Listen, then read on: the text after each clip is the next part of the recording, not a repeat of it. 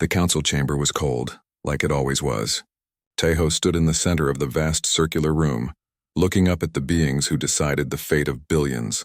Above him, sitting on floating platforms, were the representatives of 40 different species. They glowed with bioluminescent skin, clicked with mechanical implants, or simply stared with eyes too large or too small to seem natural. Not one of them was looking at him. Tejo had been humanity's ambassador for 23 years. He was old now, his hair completely gray, his back bent from the weight of representing a species that nobody wanted to hear from. He held a small tablet in his hands. On it was Resolution 8844, buried on page 47 of a document about trade regulations and shipping routes. Permission granted for humanity to voluntarily depart the Galactic Council, it read. 3 sentences. 300 years of membership. Dismissed in 3 sentences. The Vorath High Chancellor, a massive reptilian being with scales that shimmered like oil, waved one clawed hand without looking up. Ambassador Tejo, ensure all human financial obligations are settled before your departure date. You have 6 standard months, Tejo didn't argue. He didn't shout.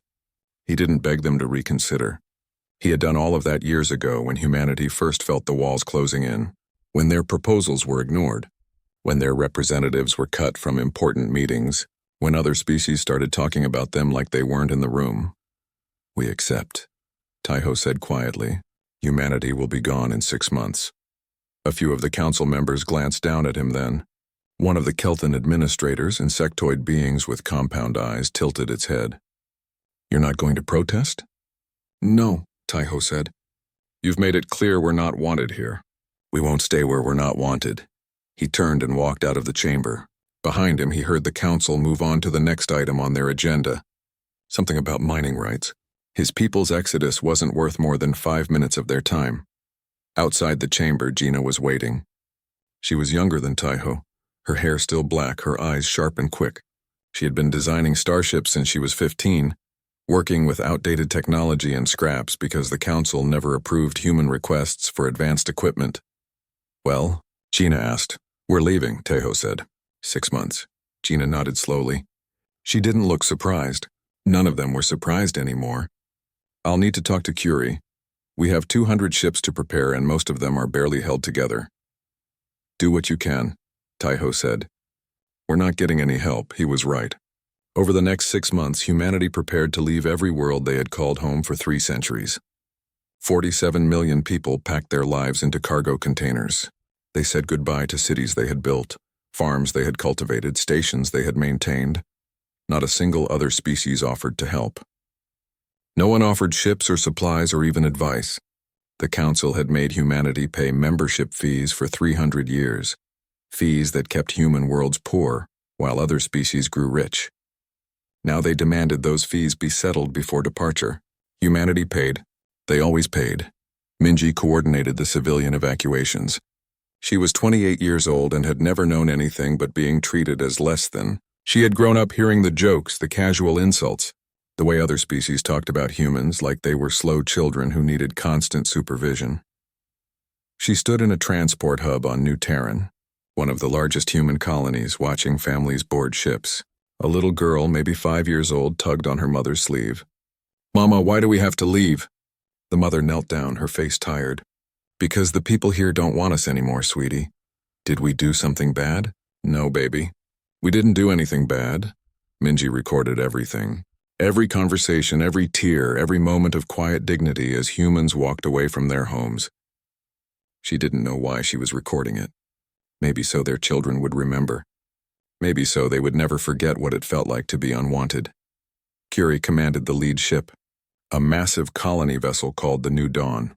It was old, its hull patched 1,000 times, its engines running on technology 50 years outdated. But it would fly. Gina had made sure of that. All ships report ready, Curie's navigator said. We're cleared for departure. Curie looked at the view screen. Behind them, the station called Apex Prime glowed in the darkness. It had been humanity's gateway to the galaxy, the place where they had first made contact with alien life, where they had signed treaties and made promises and hoped for friendship. Take us out, Curie said. The New Dawn's engines hummed to life. Around it, 199 other ships did the same. They moved slowly at first, carefully, like a flock of birds uncertain of their direction. Then they aligned one by one, pointing away from council space.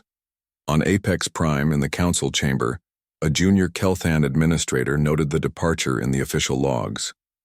Human exodus complete, all vessels accounted for. Matter closed, no one held a ceremony. No one made speeches. No one said goodbye. The human fleet jumped into hyperspace and the galaxy barely noticed they were gone. Inside the New Dawn, Taiho sat in his small cabin and stared at the wall. He had spent 23 years fighting for humanity's place in the galaxy. He had written thousands of proposals, attended millions of meetings, smiled politely through countless insults. And in the end, they had been dismissed with 3 sentences on page 47. Gina found him there an hour later. She sat down across from him without asking. "You okay?" "I don't know," Taiho admitted. "I keep thinking we failed. That we should have fought harder, done more, made them see our value." "They didn't want to see it," Gina said. "We fixed their stations. We maintained their equipment. We grew food on planets they said were useless. We solved problems they couldn't be bothered with. And they never even said thank you. That's not our failure. That's theirs." Taiho nodded, but the weight didn't lift. "Where are we going?" "Far," Gina said. "Somewhere they won't follow. Somewhere we can just be ourselves without apologizing for it. And if they come looking," Gina smiled, and there was something dangerous in it, "then they'll have to find us first. And I'm going to make sure that's harder than they think." Over the following weeks, the human fleet traveled through empty space.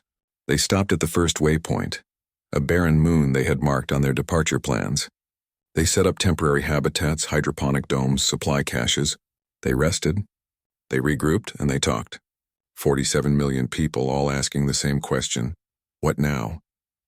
The answer came slowly, built from thousands of conversations. They would keep going.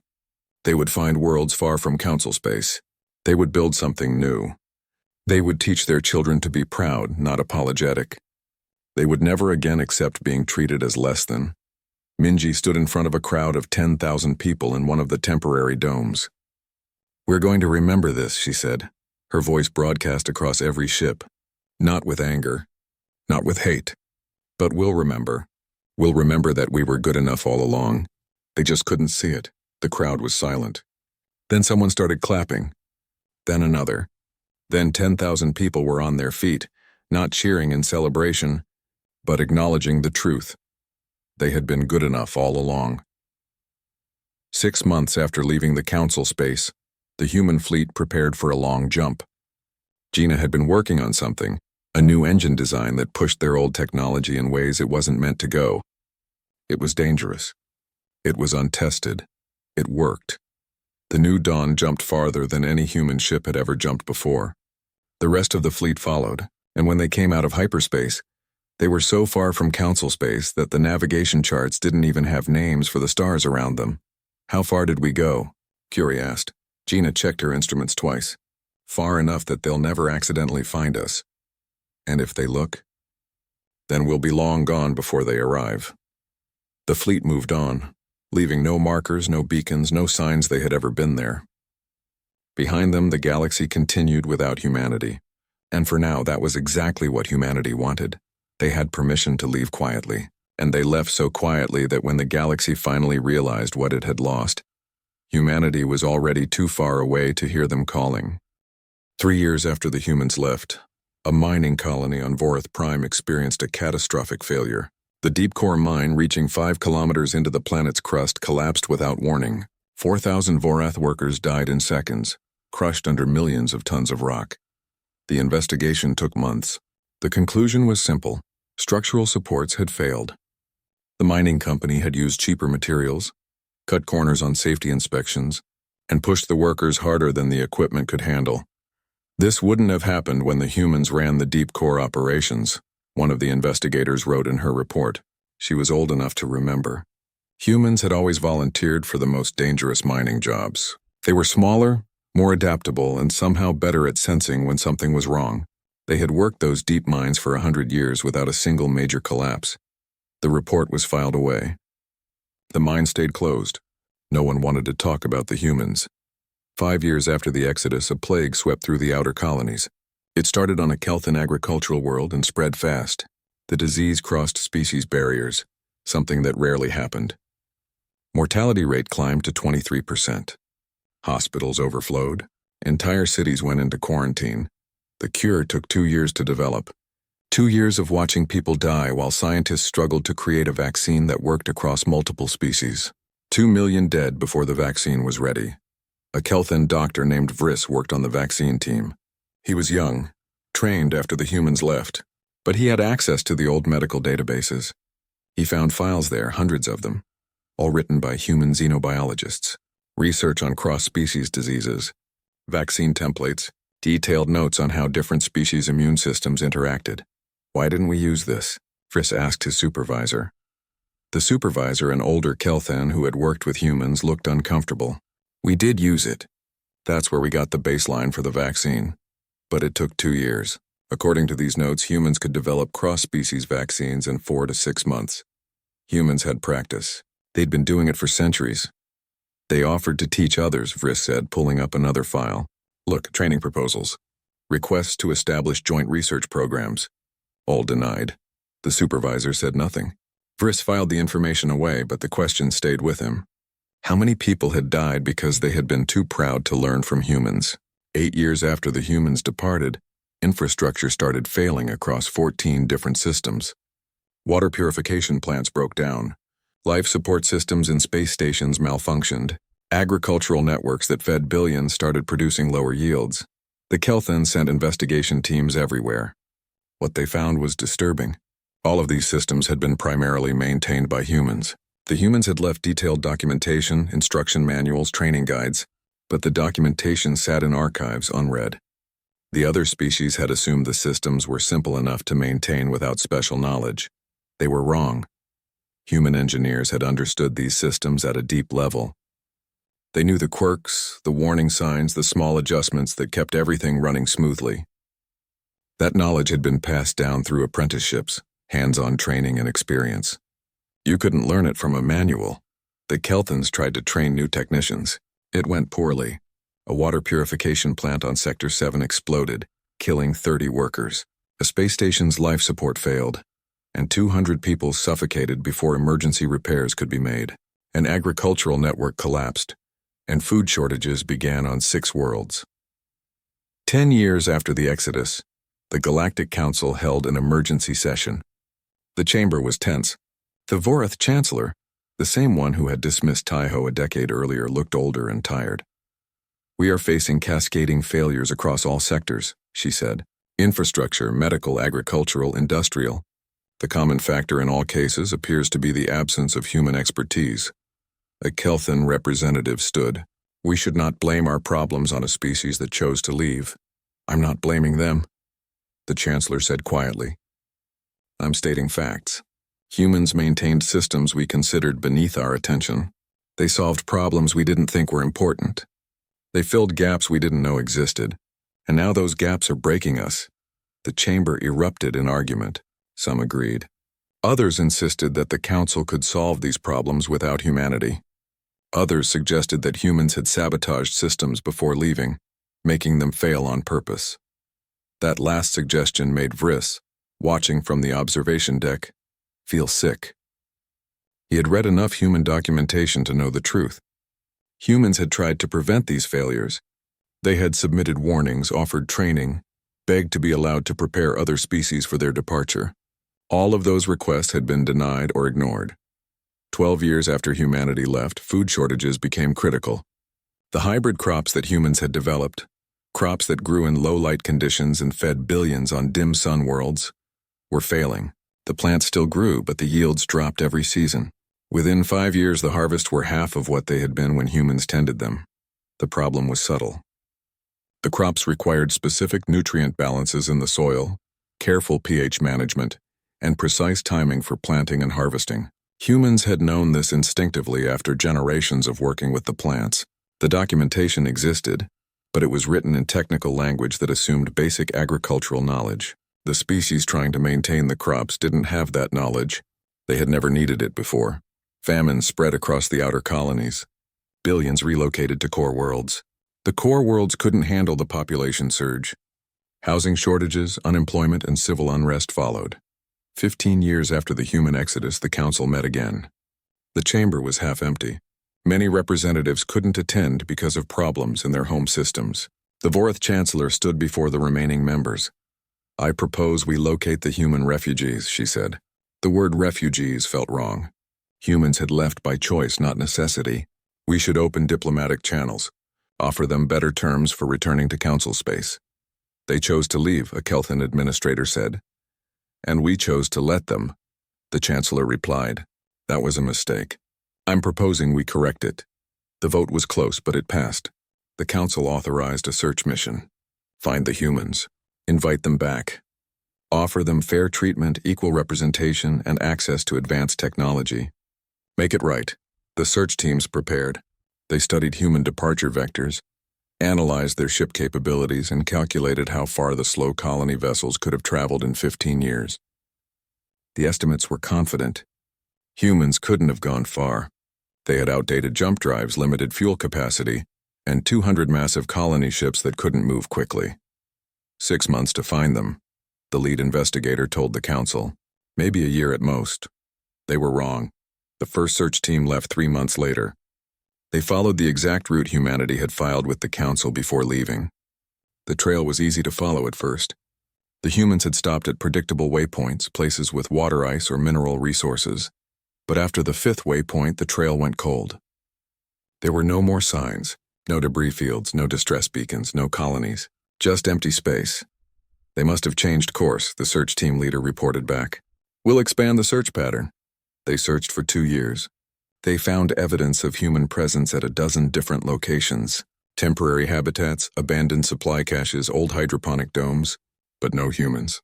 Every site had been empty for years. At one location, they found something strange. A database left behind in a small shelter. It contained records, journals, and personal logs. One entry, written by someone named Hana, caught the attention of the search team. "We voted today," the entry read. "The question was whether we should leave markers for those who might follow us. Some people wanted to make it easy for the council to find us. They said we should show we're not angry, but the vote was no. 78% said no, not because we're angry, but because we realize something. If we make it easy to find us, we'll become convenient again. We'll fall back into the old patterns. So we're going dark, turning off the beacons, taking the hard routes. We're going somewhere they won't think to look, somewhere we can finally just be ourselves." The search team brought the database back to the council. The Chancellor read the entry 3 times. "Continue the search," she ordered. They searched for 15 more years. 30 years after the human exodus, the council had explored 10,000 light years in every direction. They found more abandoned waypoints, more evidence of human ingenuity, habitats that should have taken decades to build, finished in months, energy signatures that didn't match any known technology, tool marks that suggested equipment far more advanced than what humans had possessed when they left. The humans hadn't just left. They had evolved, grown, advanced, and they had done it all without the council's help. The search teams came home empty-handed. The Vorith Chancellor addressed the council one final time on the matter.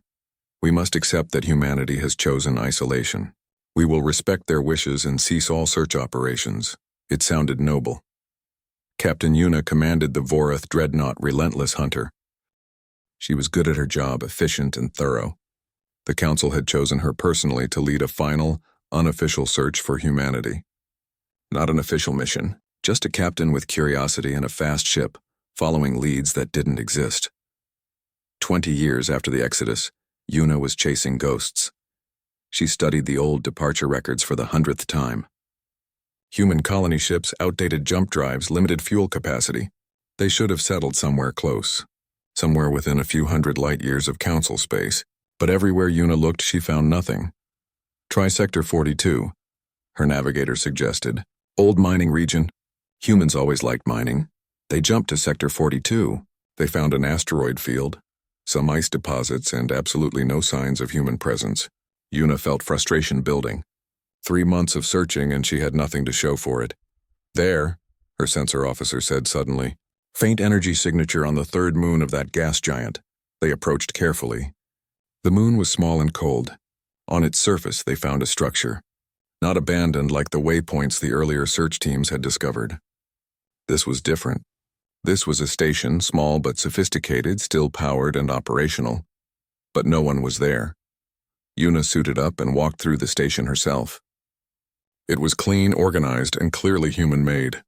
She recognized the design aesthetic: efficient use of space, redundant safety systems, equipment built to last. There were living quarters for maybe 20 people, a small hydroponics bay, a workshop filled with tools, and a message carved into the main airlock in a dozen different languages. We came here freely.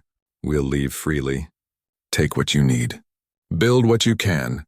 We don't require ownership where there's abundance for all. It was signed with a name. Soo-hyun Yuna stood there for a long time, reading the message over and over. There was something about it that bothered her. Not the words themselves, but the tone. It wasn't angry or bitter. It was just matter of fact. Like leaving gifts for strangers was the most natural thing in the world. She explored the rest of the station. In the workshop, she found tools that shouldn't exist. Molecular fabricators 3 generations ahead of anything in council space. A small fusion reactor that ran on a design she didn't recognize. Medical equipment that could diagnose and treat a dozen different species. All of it just sitting there, waiting for someone to use it. Captain, her engineer called over the radio. You need to see this. Yuna found him in the storage bay. He was standing in front of sealed containers, dozens of them. She helped him open one. Inside were seeds carefully preserved. Another container held medical supplies. Another held technical documentation, written in simple language with clear diagrams. They left all this here, the engineer said quietly. Why? Yuna didn't answer. She didn't have an answer. She took scans of everything, logged it all in her report, and left the station exactly as she found it. Back on her ship, she sat in her cabin and tried to make sense of it. Humans had been treated poorly, dismissed, ignored, pushed aside. They had every reason to be bitter. Instead, they were leaving gifts. It felt like pity. And somehow that hurt more than anger would have. 23 years after the Exodus, Yuna followed another lead. A Kelton merchant had reported seeing a ship with an unusual design in a remote sector. The description didn't match any known vessel type. Yuna spent 2 months searching that sector. She found nothing, but then her sensor officer picked up something strange. A faint energy trail already a week old. It didn't match any known drive signature. Follow it, Yuna ordered. They tracked the trail for 3 days. It led them to an empty patch of space, then simply vanished. No debris, no jump signature, nothing. What kind of drive can do that? Yuna asked. Her engineer shook his head. I don't know. Our drives leave ion traces for days. This just stops. Yuna filed another report. No confirmed sighting. No contact, just more questions. 27 years after humanity departed, something happened that changed everything. A Kelthon merchant vessel, the small trader Prophet's Edge, suffered a catastrophic drive failure in deep space. They were 3 weeks from the nearest station. Their distress call went unanswered. Too far out, too expensive to mount a rescue for a single ship. The crew of 8 prepared to die. They shut down non-essential systems to conserve power. They recorded farewell messages for their families. They waited. On the 5th day, another ship appeared. It was small and sleek. The design was like nothing in council databases. It didn't respond to hails. It simply approached, matched velocity, and docked with the Prophet's Edge. The Kelthon crew waited, terrified. Pirates, slavers, something worse? The airlock opened. A young woman stepped through. She was human. She wore a simple gray jumpsuit and carried a tool case. She didn't speak. She walked straight to the drive compartment like she knew exactly where it was. The Kelton captain tried to communicate. The human woman smiled apologetically and tapped her ear, shaking her head.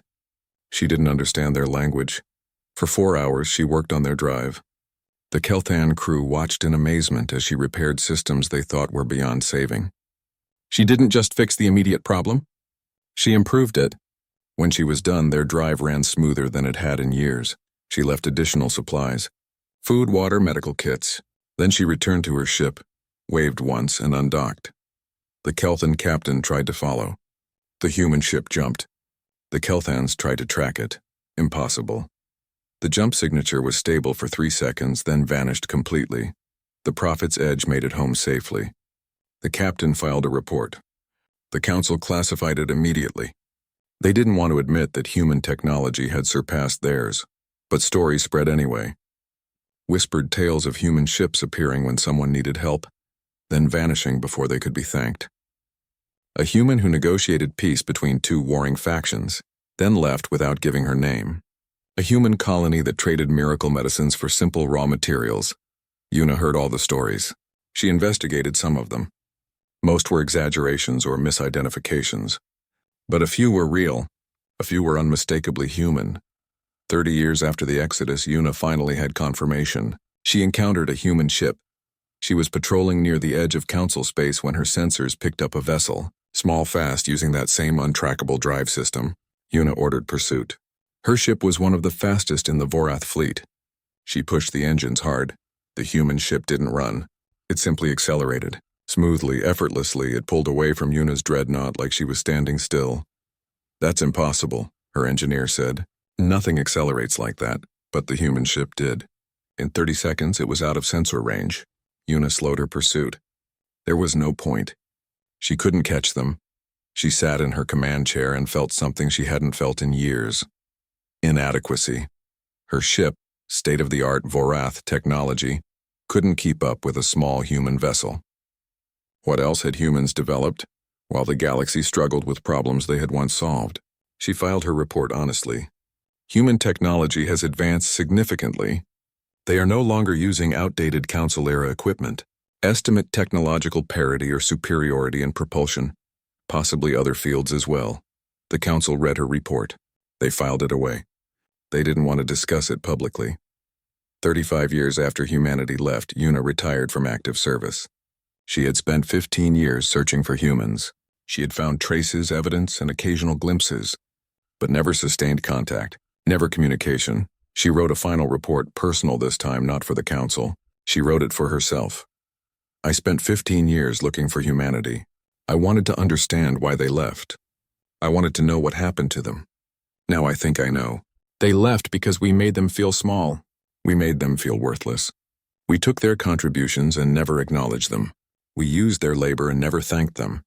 So they left and they built something without us, something better. I've seen their technology. I've seen their generosity. I've seen how they help without expecting thanks. We had 300 years to learn from them. We spent that time looking down on them instead. That's not their failure. That's ours." She never published the report, but she kept it. Sometimes late at night she would read it and wonder where humanity was now, what they had built, what they had become, and whether they ever thought about the galaxy that had let them go. 40 years after the Exodus, the last official search mission returned home. They had searched farther than anyone before them. They had followed every possible lead. They found nothing. The Council held no meetings about it. They issued no statements. They simply stopped looking. Humanity was gone, and if the occasional story surfaced about a mysterious ship helping someone in need, well, the Council chose not to investigate too closely. Some truths were too uncomfortable to face. In her retirement, Yuna sometimes visited the station where Suhyun had left that message. It was still there, exactly as she had found it decades earlier. Other species had discovered it too. Some took the supplies. Some left their own gifts in return. It had become an unofficial trading post, a place where strangers helped strangers. Yuna stood in front of the carved message and read it again. "We don't require ownership where there's abundance for all." She understood now. Humans hadn't laughed out of anger. 50 years after humanity departed, the Galactic Council wasn't very galactic anymore. The Grand Alliance of 200 systems had shrunk to 47 struggling worlds. The rest had declared independence, collapsed into civil war, or simply gone silent. The Council chamber felt empty now. Half the floating platforms sat unused, their former occupants gone. The Vorath Chancellor looked out at the scattered representatives and felt old. She had been young when humans left. She remembered thinking it was good riddance. Now she knew better. The infrastructure failures that started 15 years ago had never stopped. They had cascaded, multiplying like a disease. Every system that failed made two more vulnerable. Water treatment plants, power grids, life support on space stations, agricultural networks, all of them breaking down faster than they could be repaired. The problem was knowledge, or rather the lack of it. Humans had maintained these systems for centuries. They had learned through experience, passing knowledge from one generation to the next. When they left, they tried to leave documentation, manuals, guides, training programs. But you couldn't learn from documentation alone. You needed someone to show you, to teach you, to point out the small details that made the difference between a system running for decades or failing in months. Nobody had wanted to learn from humans. They were too proud. The outer colonies collapsed first. Without human agricultural expertise, the marginal worlds became unsustainable. Crops failed. Populations relocated. Within 20 years, 50 colony worlds were abandoned. 30 billion people crammed into core systems that couldn't support them. Housing shortages led to tent cities. Unemployment led to crime. Crime led to military crackdowns. Military crackdowns led to rebellion. The Kelthan Empire fragmented into warring factions. The Draxi merchant clans turned to piracy. The galaxy was eating itself, and everyone remembered who used to prevent this. Taewon was a historian, born 80 years after the human exodus. He had never met a human, but he had studied them his entire life. He sat in an archive on Vorath Prime, surrounded by old files, and tried to understand how everything had gone so wrong. He found a pattern. Every major failure, every collapse, every crisis could be traced back to something humans used to handle. Mining accidents because humans no longer worked the dangerous deep cores. Plagues because humans no longer developed vaccines. Infrastructure failures because humans no longer maintained critical systems. Food shortages because humans no longer managed the difficult crops. Taewon compiled his research into a paper. He called it The Human Variable, Understanding Post-Exodus Systemic Failure. His conclusion was simple and damning. Humanity wasn't a minor species that contributed little. They were essential. They filled 1,000 small gaps that we never noticed until those gaps became chasms. We treated them as servants when they were actually support pillars. When we let them leave, the structure they held up began to collapse. He published the paper. The old guard tried to suppress it. They failed. Young people across the galaxy read it and felt angry. Not at humans. At their own leaders who had been too proud to see the truth. 60 years after the Exodus, something unexpected happened. A Vorath science vessel on the edge of explored space picked up a transmission. It was encrypted with techniques the Vorath had never seen. But the signature was unmistakably human. They worked on decrypting it for 3 years. When they finally broke the code, they found something simple. A navigation beacon. Coordinates, resource data, hazard warnings. It wasn't meant for them. It was meant for other humans.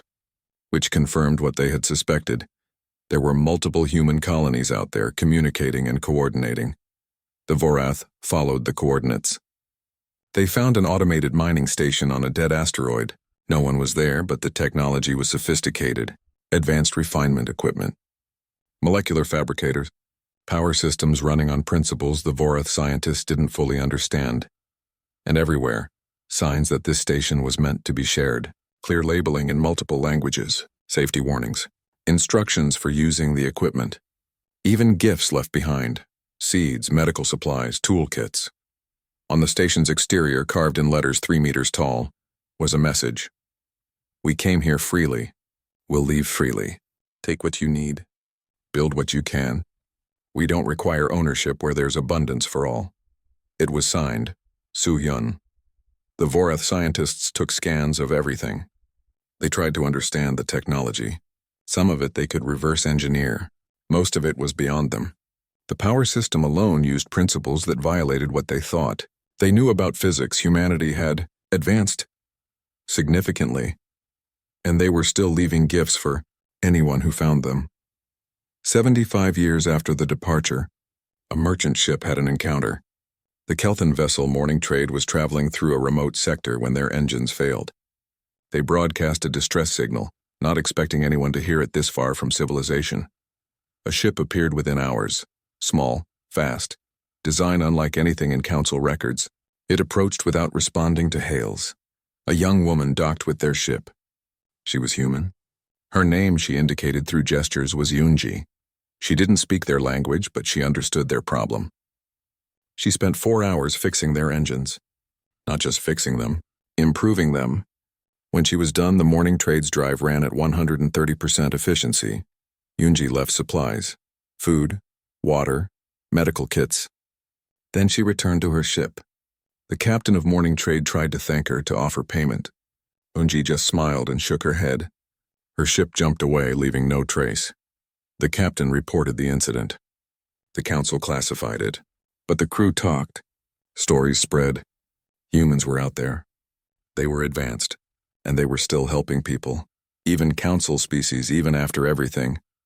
80 years after the Exodus, there were dozens of confirmed human encounters. They were always the same pattern.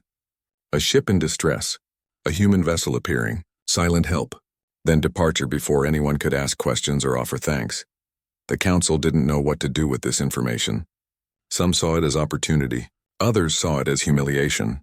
The species they had dismissed as primitive now had superior technology, and were using it to help the people who had rejected them. 90 years after humanity left, famine reached the core worlds. The agricultural collapse that started in the outer colonies finally hit home. Food production dropped 40%. Rationing was implemented. Protests turned into riots. The Vorath military tried to maintain order. They couldn't. Their ships were breaking down.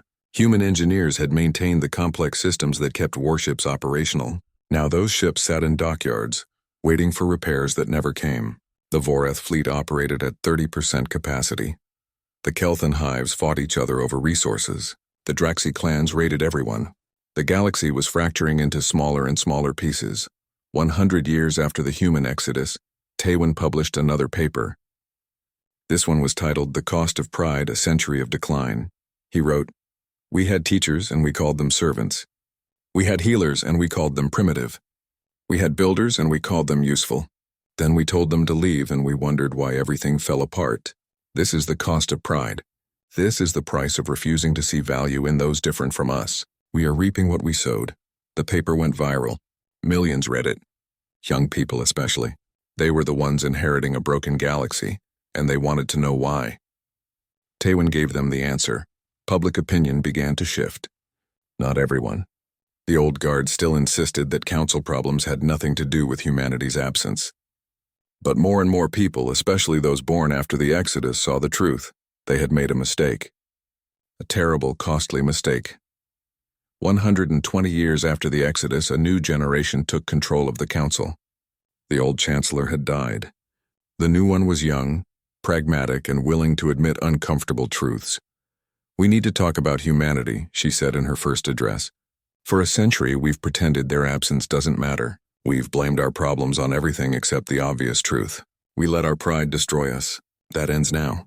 She proposed something radical. Send a diplomatic mission. Find humanity. Not to demand they return. Not to order them to help. But to apologize. To acknowledge what had been done wrong. And to ask humbly if humanity would be willing to share knowledge. The council debated for months. Some called it weakness. Others called it wisdom. The vote was close. It passed. Now they just had to find humans who were willing to be found. After a century of avoiding contact, after building a civilization far from council space, would humanity even listen? The new chancellor didn't know, but she knew they had to try. The alternative was watching the galaxy die slowly, knowing they could have asked for help but were too proud. And if humanity said no? If they refused contact after everything? Then the council would have its answer. And they would deserve it. The search for humanity began again. But this time they weren't looking for refugees to bring home. They were looking for teachers. And hoping those teachers would be willing to help students who had once dismissed them. The irony wasn't lost on anyone. Especially not on the humans, watching from far away, deciding whether a galaxy that had rejected 147 years after humanity left. The Galactic Council, a ship appeared in council space. It was small and elegant, with a design that made Vorath engineers weep with envy. It broadcast a simple message. Human diplomatic vessel, Quiet Dawn, requesting permission to address the council. The council chamber filled for the first time in decades. Representatives from all 47 remaining systems attended. Some traveled for weeks to be there. Everyone wanted to see humans. After nearly a century and a half, the human ambassador was named Nari. She walked into the chamber with 4 others. They wore simple clothes in dark blue and gray. They carried themselves like equals. They didn't bow. They didn't apologize for making people wait. They simply stood in the center of the chamber and waited for silence. The new Vorath Chancellor, a woman named Kes who had been born 50 years after the Exodus, spoke first. Ambassador Nari, on behalf of the Galactic Council, we welcome you, Nari nodded. Thank you, Chancellor. We appreciate the welcome. I'll be direct. We're here because we've watched you struggle. We've seen your infrastructure fail. We've seen famine and war. We've seen the galaxy decline. And you've come to help? Kes asked, hope in her voice. We've come to offer help, Nari corrected. There's a difference. Help that's offered can be accepted or refused. We won't force anything on anyone. She gestured to the others with her. This is June, Minseo, Bora, and Gale. They represent different aspects of human society. Science, engineering, medicine, and agriculture. They're here to demonstrate that we're serious. Nari took a breath and continued. A century and a half ago, you permitted us to leave. You framed it as generosity. We knew the truth. We were unwanted. We were convenient to blame, easy to dismiss. So we left quietly. We didn't argue. We didn't fight. We just left. The chamber was silent. Every representative was listening. We built something out there, Nari said. 47 colonies. 80 million people. We developed technologies you haven't imagined. We solved problems you still struggle with. We created a society based on cooperation instead of hierarchy, and we did all of it without you. She paused. We didn't need your approval. We didn't need your technology. We didn't need your permission. We thrived, a Kelton representative stood. Then why are you here? Because despite everything, Nari said quietly, we're still human. And humans help, even when it's not smart, even when it's not appreciated. Even when people don't deserve it. She looked around the chamber. We've watched your decline. Some of us wanted to let you fail. You earned it after all, but that's not who we are. We don't gloat. We don't seek revenge. We just can't watch suffering without offering help. Nari stepped forward. So here's our offer. We'll share technology. We'll share knowledge. We'll teach anyone who wants to learn. We'll trade as equals. We'll help you rebuild what you lost. What do you want in return? Kes asked. Respect, Nari said simply. Not gratitude. Not worship. Just respect. Acknowledge that we're equals. Treat us as partners, not servants. Listen when we speak. Value what we contribute. That's all we've ever wanted, she paused again. But understand this. It's your choice. We won't force help on anyone. We won't come as saviors. We'll come as neighbors if you'll have us. Or we'll leave quietly again and you'll never see us again. No second chances after this. June stepped forward. He was young, maybe 25. He had never known life under the Council. I was born in the Exodus. I've never set foot in Council space. I grew up hearing stories about how you treated my grandparents, how you dismissed them, how you made them feel worthless. His voice was calm but firm. My generation doesn't owe you anything. We could stay out there, building our own future, and let you deal with your problems. But my teachers told me something. They said humans help. Not because people deserve it, because it's the right thing to do. He looked at Kes. I don't know if you deserve our help, but I know the children in your systems deserve food. The sick deserve medicine. The engineers deserve to learn. So I'm here. We're here, Kes stood. Her voice shook slightly. Ambassador Nari, members of the human delegation, on behalf of this council, I want to say something that should have been said 150 years ago.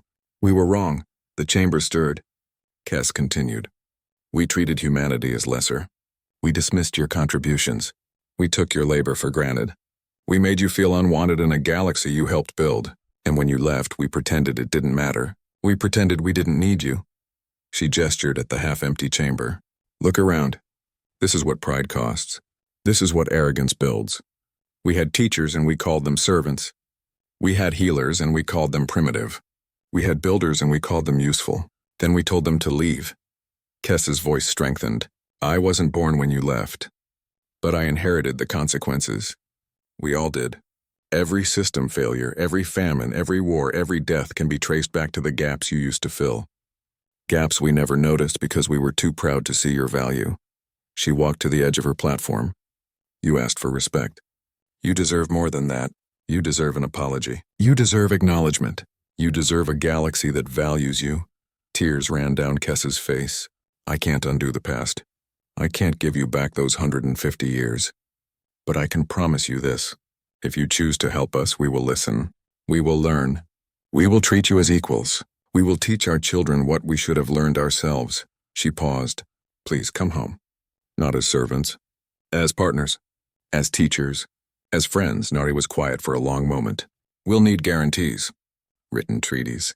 Equal representation in the council. Full technology exchange, not just us giving. Laws protecting human rights. Independent oversight. You'll have all of it, Kes said. Whatever you need. And one more thing. Nari looked at the assembled representatives. We're going to tell our children the truth. All of it, the disrespect, the dismissal, the cruelty. We won't pretend it didn't happen. We won't make it easy for you. We wouldn't ask you to, Kes said. We'll tell our children the same truth. Maybe shame will teach what arrogance couldn't. 3 months later, a human ship docked at a failing space station in Vorath Core territory. The station was critical infrastructure, providing power to 6 billion people. It was running at 40% capacity and deteriorating fast. The human team was led by Inhai, a fourth-generation Exodus child. She was the great-granddaughter of Gina, the legendary engineer who had organized the original departure. She carried a toolkit that looked like nothing the station crew had seen before. The Vorath engineers watched nervously. They expected condescension, mockery, payback for 150 years of insults. Instead, Inhai smiled. Hi, I'm Inni. This is Deho and Yura. We're here to help. Show us the problem? For 2 weeks, Inhai and her team worked alongside the Vorath engineers. She didn't just fix problems. She taught. Patiently, clearly, without judgment.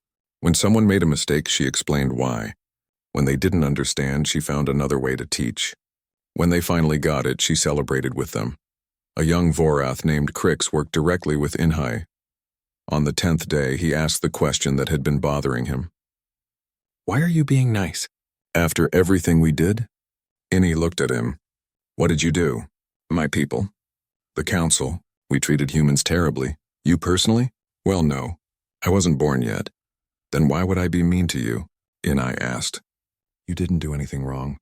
And even if you had, being cruel back doesn't fix anything. It just makes more cruelty. She returned to her work. Someone has to break the cycle. Might as well be us. The station was repaired in 3 weeks. It should have taken 6 months with the limited resources available. But with human technology and knowledge, the impossible became routine. As the human team prepared to leave, the Vorath crew gathered. They had made something, a metal plaque. It read, Repaired through human Vorath cooperation. May this be the first of many. Inhai accepted it with tears in her eyes. You know what? We should put this on the hull. Let everyone see it. Let them know cooperation works. She looked at Crix and the others. You learned fast. You asked good questions. You'll be able to handle maintenance now. But if you need help, call us. That's what partners do. Over the next decade, humanity slowly reintegrated with the galaxy. Not everywhere at once. Not forcefully. But steadily. Human teachers trained engineers. Human doctors shared medical knowledge. Human agriculturalists helped restore food production. The galaxy changed. Not overnight. But it changed. Trade routes reopened. Infrastructure stabilized. Famine eased. The war between Kelthan factions ended when human mediators helped negotiate peace. Planets that had been abandoned were resettled with human assistance. The Council expanded again. Not to 200 systems, but to 80, then 100. Sustainable growth built on cooperation instead of domination. Taiwan, now an old man, wrote a final paper. He called it Second Chances and Earned Wisdom. He wrote, Humanity never needed us, but they came back anyway because they're human and humans help. That's not weakness. It's their greatest strength. Not their technology, not their intelligence, not their adaptability. It's their stubborn, irrational, beautiful insistence on making things better, even for people who don't deserve it. We let them leave because we couldn't see their value. They returned because they could see ours.